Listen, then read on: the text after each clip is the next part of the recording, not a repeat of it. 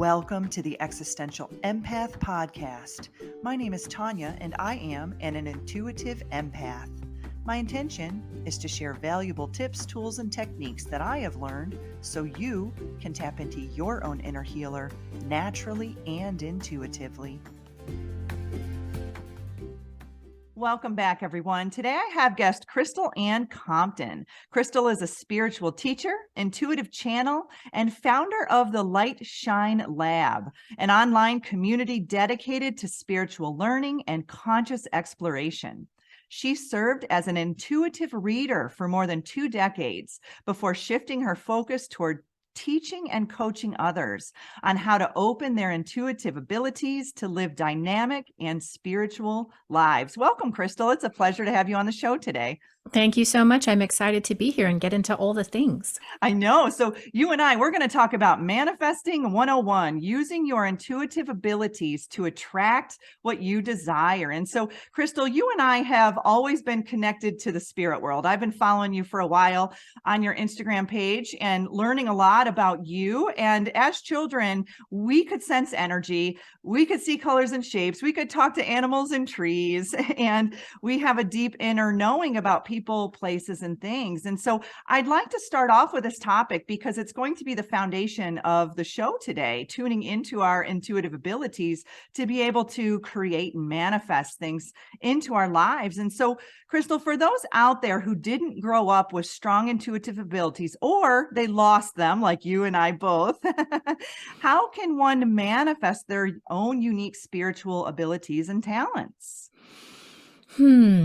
Such a good question. Well, the first thing to know is that it's entirely possible. And I would say that spiritual gifts, psychic abilities, and intuitive abilities, these are all entirely human, entirely natural, and part of our human experience. So it's not like something you have to find outside of yourself. You already have all of the apparatus inside of yourself. It's about turning those lights on, getting back into a state of connection. And that truly is the most important thing, I believe, is to get into a state of connection with source energy, God, creator, whatever you would call this being. Get into that state of connection. You know, Jesus Christ said, seek first the kingdom of heaven, and all these things shall be added unto you. All of these things, prosperity, abundance, health, well-being, also intuition, clairvoyance, mediumship. I mean, the connection dictates the abilities. The connection dictates the evidences. And when I kind of got into this field, I was really interested in like seeing a ghost.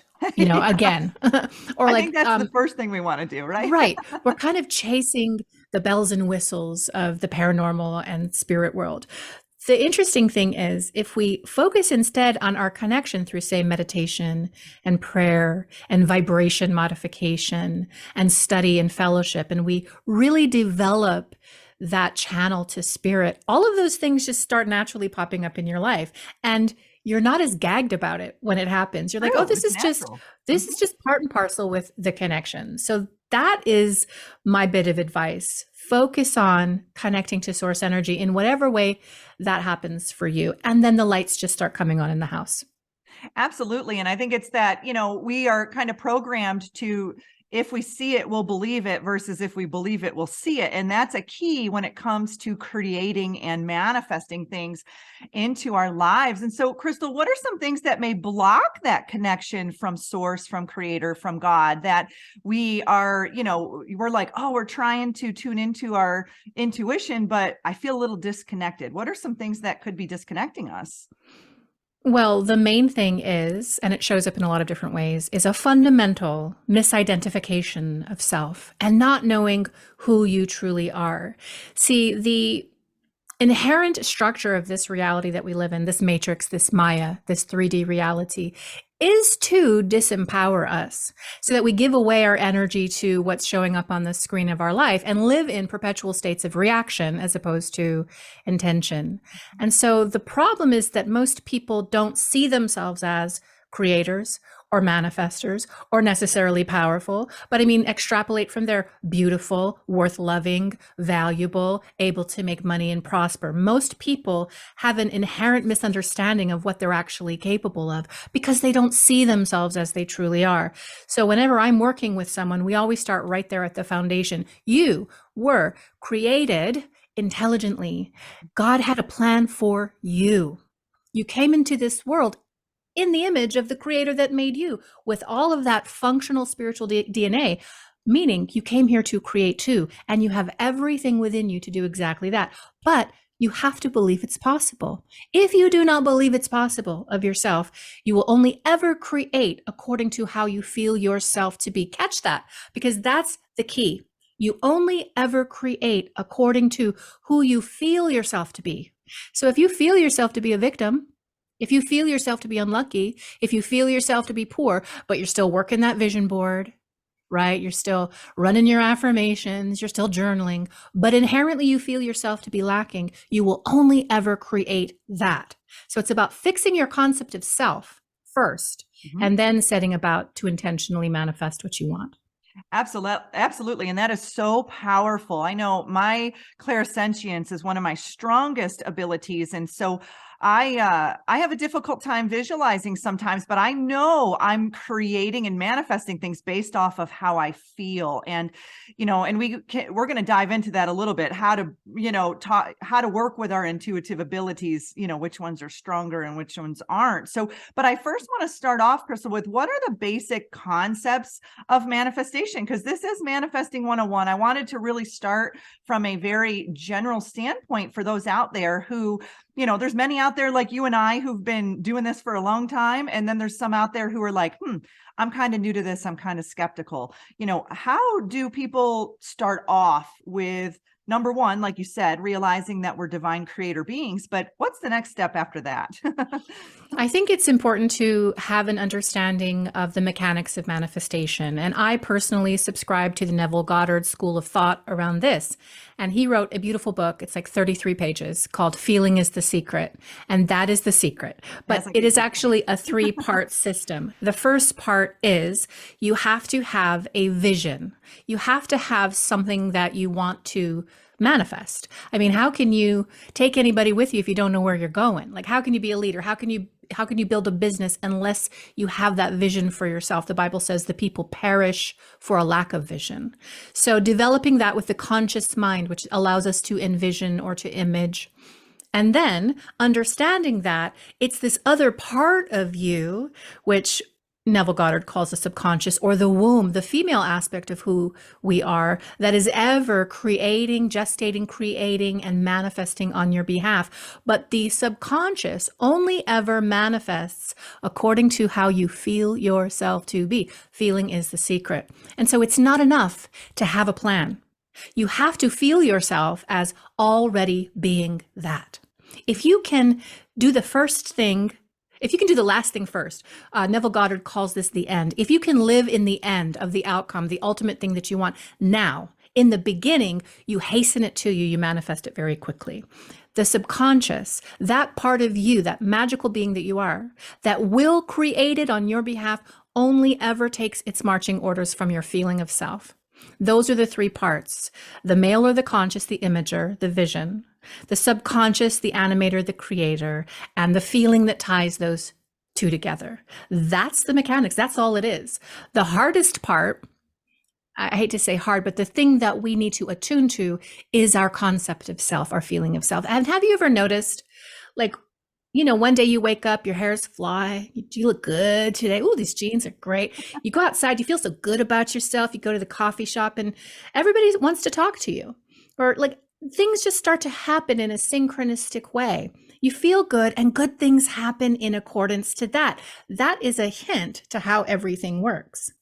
So that is what I would have to share with you, like starting with that fundamental formula. Yeah. And that's a tough one, Crystal, because we've been so programmed to be numb as a society, right? So we've been programmed to shut off that intuitive feeling. And so I love Neville too. I follow a lot of his teachings, and he talks a lot about the law of assumption as well. And I resonate with that because, like you said, the end, it's living in that end result, and you will naturally attract that into your current reality. And I love how Neville talks about divorcing the third dimension as well. And that was really powerful for me, because basically, what we are seeing in our current now reality has already been manifested. We already created that, right?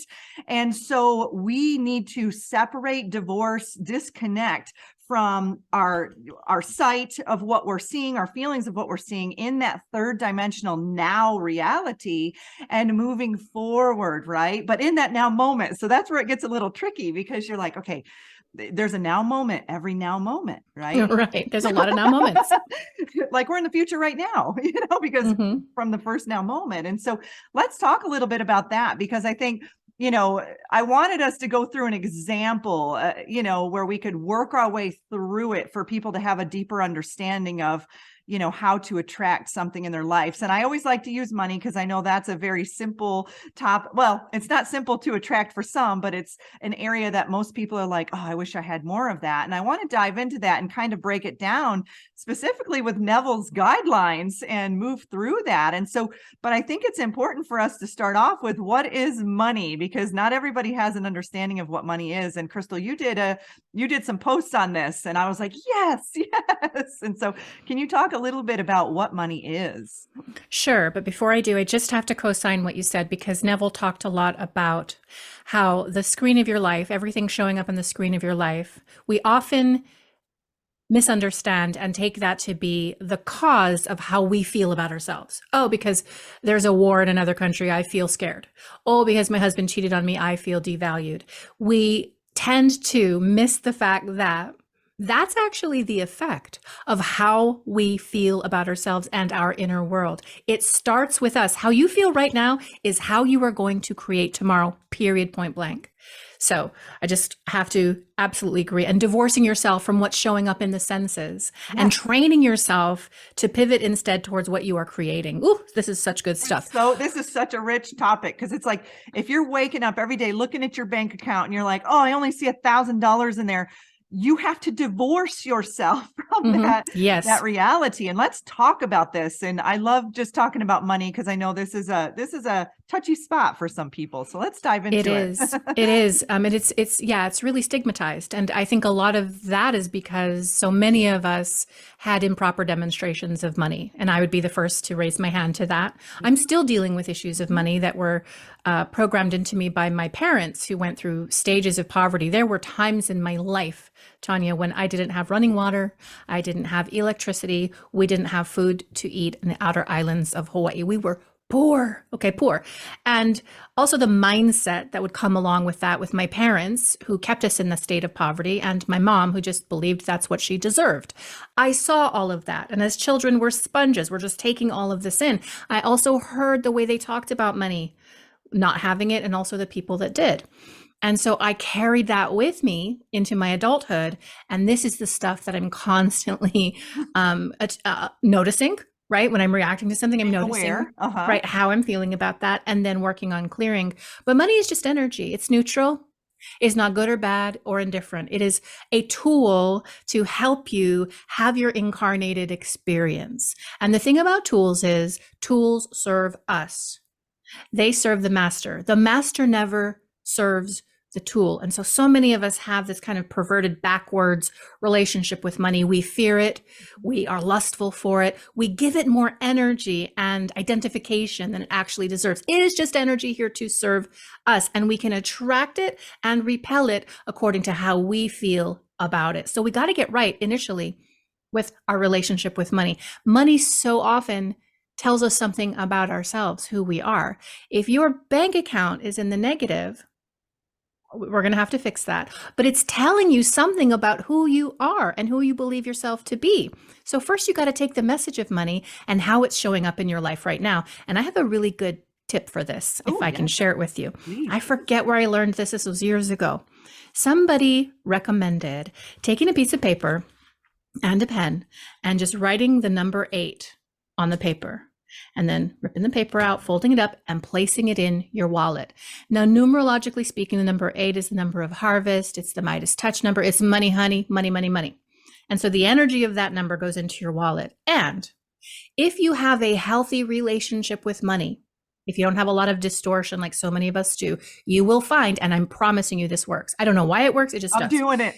Okay. You will find that you will start having more money in your experience, whether it's coins that you pick up on your daily walks, whether it's you get an additional check in the mail, maybe they bump up your salary at work, maybe somebody offers to pay the bill, little things primarily, but more money just starts to show up in your life. This is an indication for you to keep that 8 in your wallet, but also that you're pretty in alignment with your energy of money.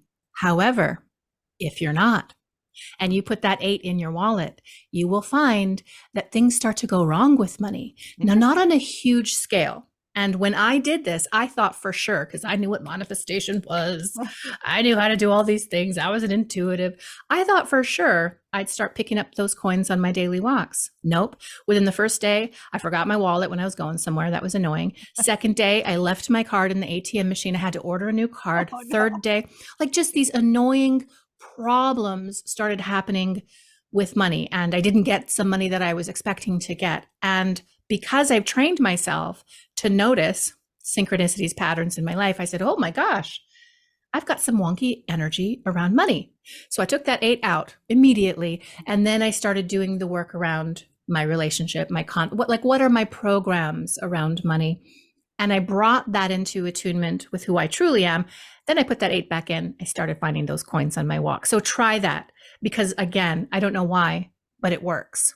It does work. And, our thoughts are so powerful. Yesterday, I was driving around. I had great, I woke up, did my meditation. I was in a great state of being. And then something happened on my drive that started me spiraling in my thoughts. And I could feel my awareness just noticing it, but then I could see it spiraling, and boom, a huge rock flew from the car in front of me and hit the passenger side of my car. And I said, darn it, Tanya, like you literally shifted almost parallel reality. Like I could feel it. It was like I shifted my frequency, and the universe was throwing a rock at me that said, hey, snap out of it. And boom, I did. And I was like, oh, wow, look how quickly I manifested being in this super high frequency to now I've got a big old chip, on the side of, on my windshield. And so that's exactly what happened to me. And I didn't use the 8. I was just more, just really being aware of our thoughts. But once you start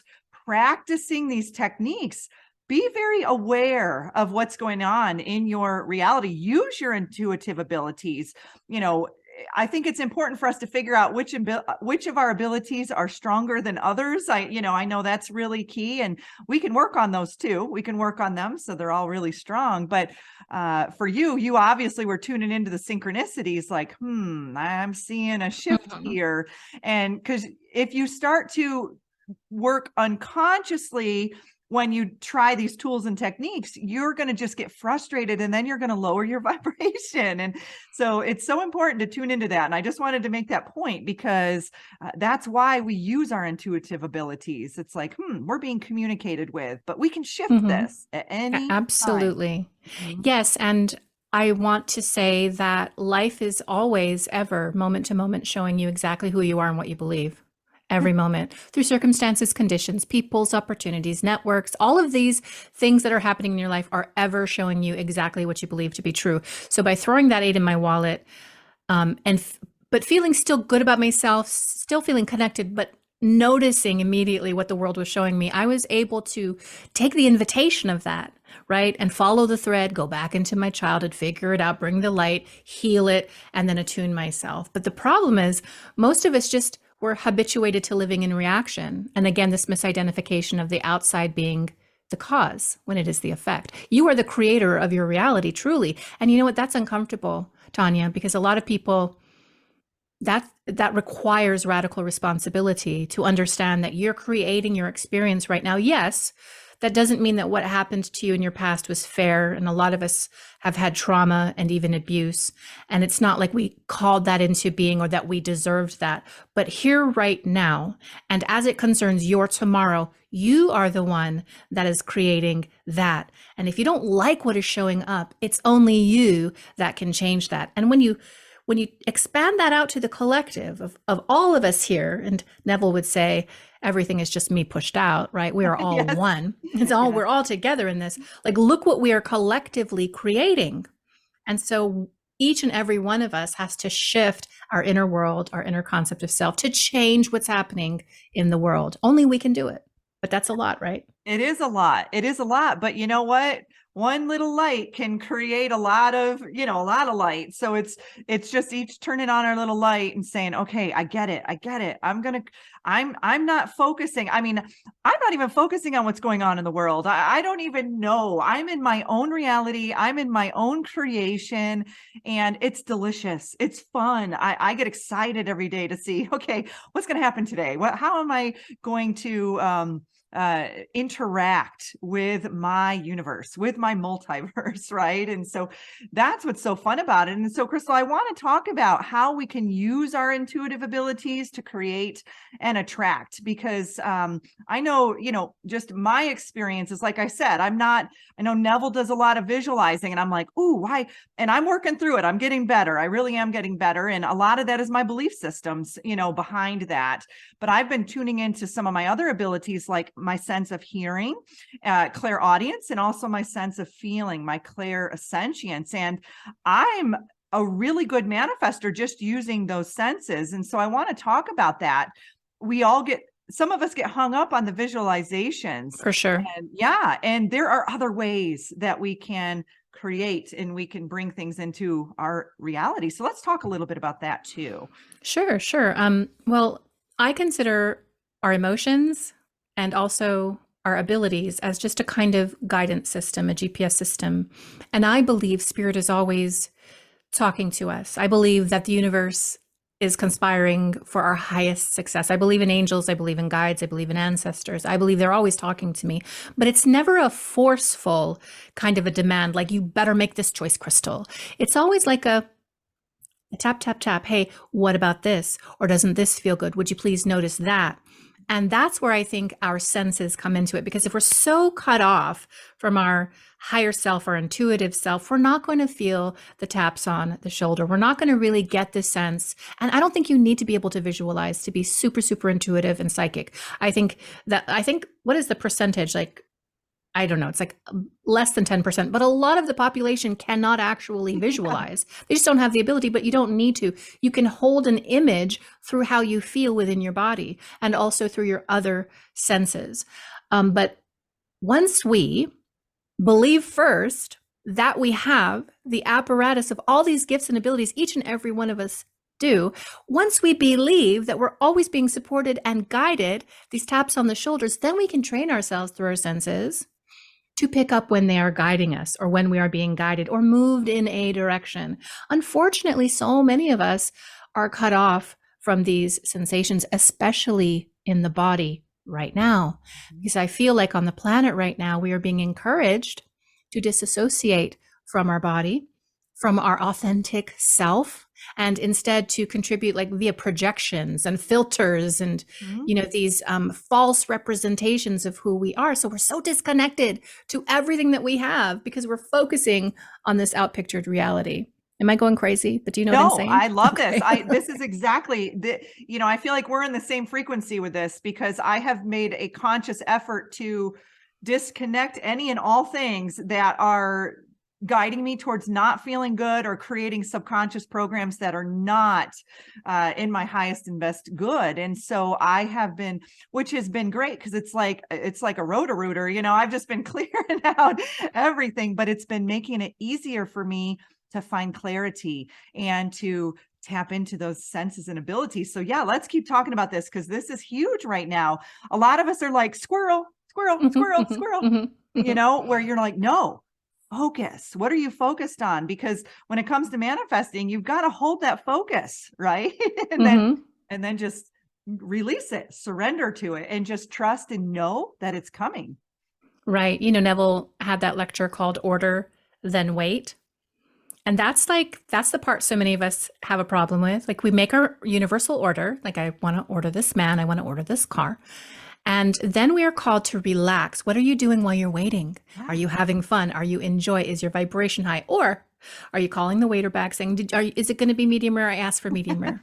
Are you second guessing the order that you've made? Are you calling back your blessing by overthinking it and now getting anxious? And when is it going to show up? We get in our way so often when the process itself is pretty easy if we just let it happen as it should. Yes. Yeah. And it's like planting that seed. And then every single minute, are you growing yet? Is there a Right. sprout yet? Where are you? Where are you? Hurry up. Come on. Right. It's that impatience that we have. And believe me, I can definitely attest to that. It's like you place your order, but the universe will bring things in. It was really funny. I was watching Neville, and he has a technique where you visualize a friend or someone you trust calling you saying, hey, I'm going to give you money, or you've won money, or something along those lines. And so when I watched that particular technique online, I thought, I'm going to give that a shot. And so that night, right before bed, I visualized one of my close friends calling me saying that she won $5 million and that she was going to give some to her kids and she was going to give some to me. And so ever since then, this was probably 3 weeks ago, all these things in my mind, songs will come up that say $5 million in it. On my social media, it popped up, you will receive $5 million by this day, reclaim it, and it's funny because I get emotional when I see that. It's like this sense of joy, but eagerness comes across me that, whoa, this technique is working. It's just a matter of me releasing myself to allowing it to come and just flourishing in that journey. Abraham Hicks always says, it's funny. She says, you want to go on vacation. You're at home right now, but you want to go on vacation, right? So you say, I'm at home now and I want to go on vacation. Why don't I just stay home and not go on vacation? Because what's the point of that? What's the point of going on vacation and enjoying myself when I can just stay home and be at home, because my end result is going to be at home anyway. So many of us get caught up in that, right? We get caught up in not, enjoying the journey to the manifestation, because if you just stayed home, you wouldn't enjoy the experiences that you would have while being on vacation. Right? 100%. Another technique that Neville offers, which I just love, because I tend to overthink during manifestation. Like I'm like, okay, all the details. Oh man, this is everything. I want it by this date, right? I think a lot of us have that tendency, but he shared the technique to just prime yourself before sleep, because of course, sleep is the domain of the subconscious, which is the animator of everything we're manifesting. But before you fall to sleep, and especially when you're in that state akin to sleep, which is hypnagogia, right? Which is that trance-like state where you're not yet asleep, but you're not fully awake. And we all enter into those states at least twice a day. But when you're getting ready to sleep, you're super trancy, lulled out. Just think to yourself, isn't it lovely? And the key here is not to get so excitable or excited by lovely so that you wake yourself up, right? You got to stay in the state of sats, which is state akin to sleep, and think to yourself, isn't it lovely? And feel lovely as much as you can without waking yourself up. And stay there, 4 or 5 minutes, and allow yourself to fall asleep with lovely being your frequency. And the cool thing about this is you're not telling the universe or your subconscious self exactly what to manifest, but the universe knows what you need at the highest level. And often if we leave it to the universe, we leave it to source energy, what is manifested according to lovely is so much better than anything we could have written down in our affirmations and our vision board. And the next day, we start manifesting experiences and conditions and relationships that are lovely. And so that's just an easy technique. It's not super complicated. Everybody can do it, but it really does work. But you have to feel lovely. If you don't feel lovely, you're not going to manifest lovely. Absolutely. And that's so saying things before bed is powerful. I love how Neville talks about that. And I've learned recently about the difference between ask-formations and affirmations before bed. So the subconscious mind loves questions. You give it a question and it tries to work things out for you. So doing that similar technique, also try asking your subconscious mind a question before bed. So why do things always work out in my favor? What would my life look like if ... What would my life feel like if ... So as you drift off into sleep time, your subconscious never sleeps. It is working on How can we show her what her life would feel like if she was wealthy, if she had love all around her, if her life was lovely, you know? So these are some simple tools Mhm. and techniques that Crystal and I are sharing with you that you can do literally right before bed. And I've actually been incorporating them too, right when I wake up, because you're in that Mhm. same hypnagogic state where you're just a little groggy. And I'm like, I'll catch myself immediately having negative thoughts. And I'm like, no, like, why am I doing that first thing in the morning? Mhm. Stop it. And then I'll start to incorporate your technique and then the ask formations. And it's like, okay, it's really setting that tone, that tune, that vibration, that frequency for your day. And then the mastering part is holding that frequency, right? Because Absolutely. we can find ourselves kind of teeter-tottering out of that sometimes. And that's where, practices and discipline and the things that you do, the action steps that you take really support and hold up that which you are seeking to manifest. So you do have to arrange your life in an intentional way to support your path and what you are creating. I did want to talk to you a little bit about the concept of surrender, because I think that's so key. I feel like a lot of us get so caught up with wanting to manifest something exactly and asking for it exactly as we want it, and not thinking about what higher self, source energy would actually have for us, or what our soul planned for us in this incarnation. Because here we are, in the woods, in the trees. We don't see from that. We don't always see from that meta soul level what we actually came here to do. And I love the example of Christ in Gethsemane on the eve of his crucifixion. He asks his two disciples, "Can you just stay up with me? I'm scared." And of course, they fall right asleep, and he's alone, and he prays. And I'm going to paraphrase it, but he basically says, "Can you take this cup from me? Like, I would like to manifest not having to die tomorrow. I'm scared. Can you take this from me?" But he ends it with, "Thy will be done," because he understands that he was incarnated for a specific purpose. And the highest level of this would be through the sacrifice that he made, whether you believe he was a real man or not. This is kind of the symbolism of this. He's willing, no matter what, to adhere to what source energy, God, creator, higher self has for that highest vision. And I feel like a lot of us wonder why sometimes we don't manifest the things that we're asking for exactly.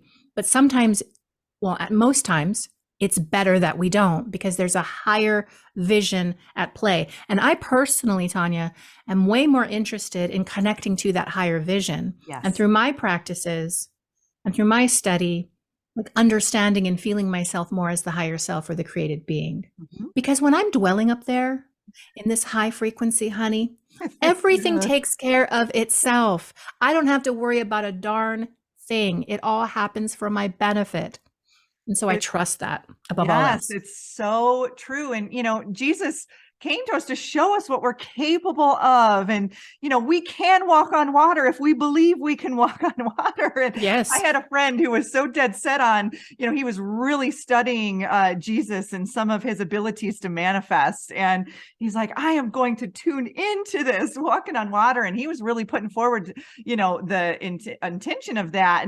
But he's like, I've got to believe I can do it, And so it's funny. I haven't chatted with him in a while. I'm curious if he's gotten to that point yet. But, these are all things. There's nothing that we can't do. There's nothing that we're incapable of doing. It's just a matter of believing it, right? Believing it, because we are manifesting in the quantum field. We're manifesting in the energetic realms.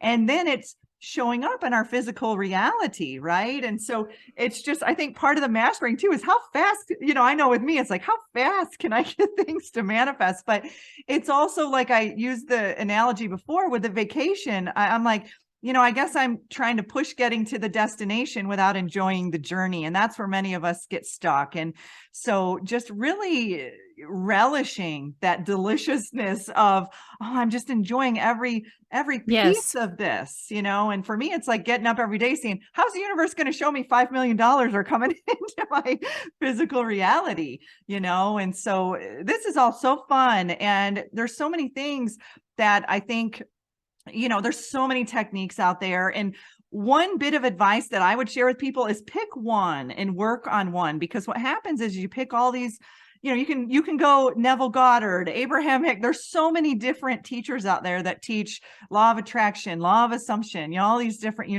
universal laws. But if your energy is all over the place and it's scattered, it's going to make it a lot harder to attract things. So my little bit of advice is pick one technique that you like, really focus on it, really try to master that technique the best that you Yes. can. And I think that the best way to believe that it's possible is to demonstrate it to yourself, starting with the small things. When you can see in your own experience, oh my gosh, I did just create that. Just like you're seeing all these references to $5 million. This is an affirmation that you're creating this, that you are in the driver's seat. One of the things that Neville Goddard taught was the ladder technique, right? Yes. Envisioning yourself when in a state akin to sleep, okay? Envisioning yourself ascending up and then descending a ladder, but like do it until you always got to do it until it takes on the tones of reality. Like you can really feel the grooves in each rung. You can feel the ladder kind of settle when you're taking the next step, and you can feel the metal or the wood of the ladder. Like you've got to do it until it feels like you're actually doing it. Tones of reality. And you do this for a few minutes, you ascend and you descend. And then there was another part to this technique that I never quite understood and I didn't do, where then you said there is no ladder. I forget. All I ever did was ascend and descend this ladder for a few minutes and until it took on to the tones of reality. And the following day, and for like a week or two afterwards, I saw ladders everywhere. There's a ladder on top of the truck in front of me. I go to the Starbucks, there's a ladder against the wall. There's ladders absolutely everywhere. And this was such an easy way to show me I am creator. I am creating. I am manifesting ladders everywhere. Now, of course, there's the concept of pareidolia, where once you're focusing on something, you're seeing it everywhere.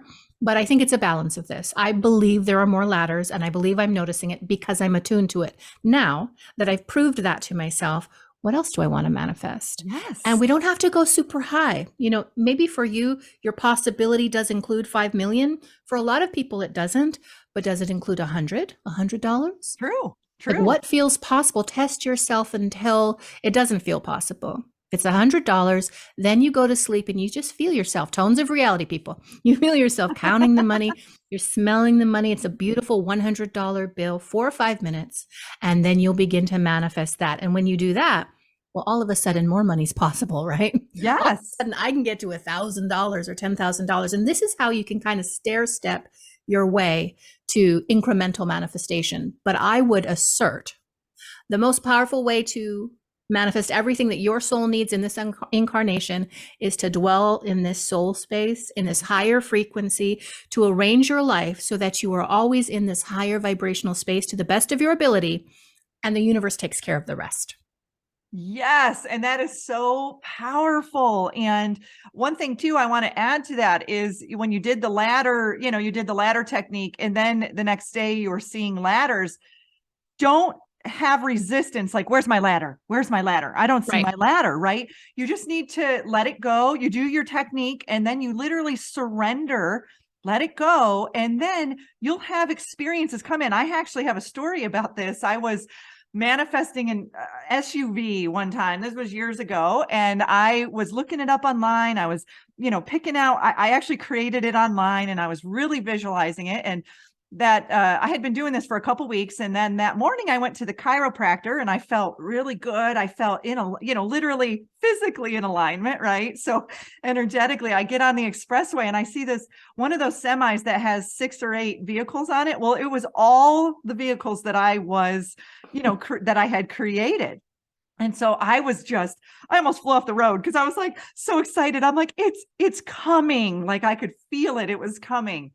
And so I got home that day and I was like, oh, universe, I'm so excited to see how you're going to present this to me. Well, later on that day, there's a store here called REI. It's like it's got a bunch of hiking stuff and outdoorsy stuff. Well, they were opening a new one in my town and my friend had asked me if I wanted to go. And for some reason, I wanted to go, but I was humming and hawing about it. I'm like, yeah, I don't know. I was kind of in this state of, nah. And I didn't end up going to that. Well, he calls me later and says, you'll never know what they gave away at this grand opening.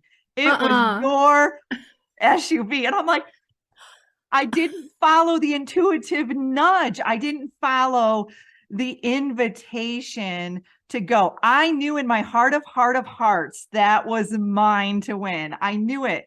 And I kind of beat myself up after that, a while after that. And then I kind of gave up on it. But I know, just based off of that experience, I know now to follow that intuitive nudge and to not have resistance about it, just to do it and to go and to feel it, because I was so close and the universe was showing me nonstop that it was happening, even to the point where my friend called me and said, "Hey, you missed your chance. That was yours." Wow, what an amazing story. Yeah. You know what? I think it would be good to offer some relatability around vibration and frequency and kind of maintaining that high vibe. It's not always easy, right? We came here to be human, and part of this reality in this infrastructure, there's built-in issues, problems, things we've got to overcome. This is the way that it is. And so it's not necessarily reasonable to expect yourself to be at this beautiful state of happiness, joy, and contentment all the time. But that's okay. What you have to do is build these practices into your daily life that get you back into a state of joy. And they can be little things, they can be affirmations, they can be meditation, it can be going outside, and grounding, taking your shoes off, touching grass, as the kids say. It could be getting into your garden. It could be jumping into your pool. It could be playing and dancing to your favorite song. There's a reason that Tony Robbins breaks up his talks and has people jump around and move their body, move the energy. There's all kinds of different things that you can make a habit out of to get yourself back into that higher frequency. So it's not bad. Nobody's blaming anybody else when we fall off and click out, right? Mm-hmm. It's about using the awareness of that to get back into alignment so you can continue to manifest from that state of being, because those manifestations are the ones that you want, the high vibration ones. Yes, absolutely. And, this was in my early years of manifesting. So now I'm a little more advanced in it. It's like, okay, fell off the horse, but I know it's still there, and I like that you said that, because it's all just fine tuning it. It's like learning an instrument, learning a sport, whatever it may be that you're trying to learn, you're just learning how to get better at it. Right. And you'll start to learn these little quirks that work for you and don't. I love to change the lyrics of songs. And that's something that I've done since I was a kid. And, I do them all the time. And so I'm singing that in my mind, because our subconscious likes repetition, and in our inner being likes joyful, right? That joyful feeling. And so I crack myself up while I'm driving, just changing the lyrics of certain songs. And even the frequency of the word money can have a distorted vibration. I like to use the words wealth, prosperity, income, flow, alignment, those are even different words that I've used where I could see I had resistance with the word money. And so I said, all right, I'm going to replace the word money with some of these other words that I don't feel that in my body. And that's helped me a lot too. So, part of the show is us talking about our intuition and feeling into our abilities. And so if it feels restrictive or it feels off, then change it. Change the frequency. We have the power to change the energy of anything. And it starts with our belief around it. Yes, absolutely. And for sure, money, again, is just an energy. It's here to serve you. It's about your relationship to money. That's the main thing. And if you can change the word, and word is sound is energy. Yes. If you can change the word so that it can be in alignment with what it is that you want to manifest, that's a great way to help you to do so. Yeah. And so, Crystal, this has been such a rich conversation. And so I'd like for you to just tell us a little bit about the services that you provide for people and how can they connect with you? Well, I don't provide any right now because I'm taking some time off. I was very busy doing classes, intensives, programs, workshops, and such. I am completing a book that I have written called Channeling Angels. Hopefully, that's going to be out in the next couple of months. I am planning to prepare a workshop around the subject of timelines, timeline healing, cutting cords, manifestation through the timelines. That's in process right now, probably another couple of months. But let me just say, if you want to know more about me, I'm on YouTube. I've been on YouTube for over 10 years. I've got over 800 videos on everything metaphysical, honey. You can also check out my podcast. I've got a Life Magnetics podcast where I talk to wonderful people like you. You got to come on the pod. I also have a podcast called Miraculous Thinking that I do with my good friend, where we just read spiritual books and then talk about it, which is fun. And so I'm always creating content on my social media. I'm out here talking.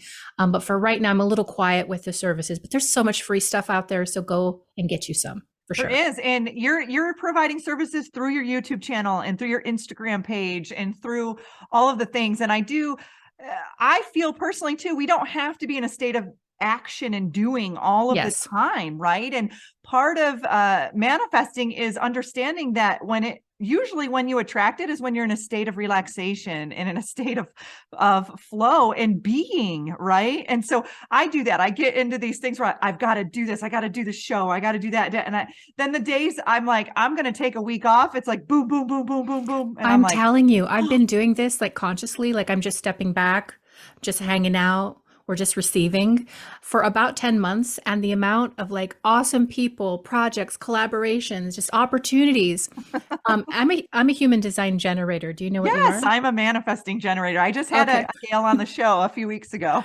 Right. So like we work. And when something is in alignment, we have like endless energy to just create. And so it's harder for me to not just create all the time, but it is also so important to take care of yourself, to get some space and breath from everything that you've created so that new inspiration can drop in. So that's where I'm at right now. And it's going to be exciting, but right now it's just a little quiet. It's a little quiet. That's great. And that's wonderful. And I think as a manifesting generator, I've learned that I need to wait for someone to reach out and then I respond. And it's funny because I've noticed that with my guest content, the ones that I've reached out to, I haven't always felt as much in alignment with them when we're doing the show versus the ones who reached out to me. Like you actually reached out to me. You're like, I've seen you, let's connect. And so it's really funny. I'm noticing that I've taken a step back from being proactive on finding guests. And the moment I did that, yesterday, I had three people reach out to me and say, hey, I found your show. How do I become a guest? And 2 out of the 3 were awesome. I was like, oh, okay. So I think a lot of it is us learning to surrender and to open ourselves to allowing and receiving. It's like you said, you place your order.